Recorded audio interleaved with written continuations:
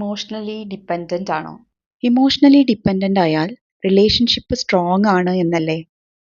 ഒരാളില്ലാതെ ഒന്നും ചെയ്യാൻ പറ്റാത്ത ഒരു ലൈഫ്. പക്ഷേ അത് പൂർണ്ണമായി സത്യമല്ല. Emotional dependency is a state of mind where a person cannot take full responsibility for their emotions.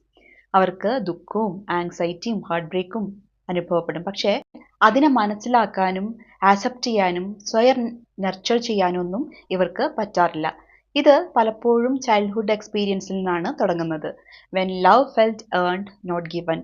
ഒരു കുട്ടി സ്നേഹം നേടാൻ വേണ്ടി നല്ലവനാകണം എന്ന് പഠിക്കുമ്പോൾ അവൻ വളർന്നപ്പോൾ പോലും മറ്റുള്ളവരുടെ അപ്രൂവലിന് വേണ്ടിയിട്ട് പോയിക്കൊണ്ടേയിരിക്കും.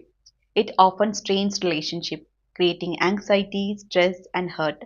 കോൺസ്റ്റന്റ് റീഅഷ്വറൻസ് ആവശ്യമായതുകൊണ്ട് അവരെപ്പോഴും യു സ്റ്റിൽ ലവ് മീ അല്ലെങ്കിൽ ചെറിയ തീരുമാനങ്ങൾക്ക് പോലും മറ്റുള്ളവരുടെ അപ്രൂവൽ സീക്ക് ചെയ്തുകൊണ്ടേയിരിക്കും. Sometimes they feel anxious or hurt when their partner spend time with others. കാരണം എന്നെ വിട്ടുപോകുമോ എന്നുള്ളൊരു ഭയം ഉണ്ടാവും. This fear can even turn into controlling or manipulative behavior. Idealizing your partner, believing life has no meaning without them, constant fear of rejection, jealousy, emptiness when alone, and difficulty trusting. ഇവയൊക്കെ emotional ഡിപ്പെൻഡൻസിക്കാരുടെ ലക്ഷണങ്ങളാണ്.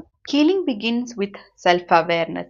എന്തുകൊണ്ടാണ് മറ്റുള്ളവരിൽ നിന്ന് ഈ ഉറപ്പിന്റെ ആവശ്യം എന്ന് സ്വയം ചോദിക്കുക. Spend time with yourself, practice self care. Therapy helps rebuild self worth, confidence and emotional balance. സ്നേഹം നമ്മെ വളർത്തേണ്ടതാണ്, പിടിച്ചു കെട്ടാനുള്ളതല്ല. If you know someone who might be emotionally dependent, comment yes.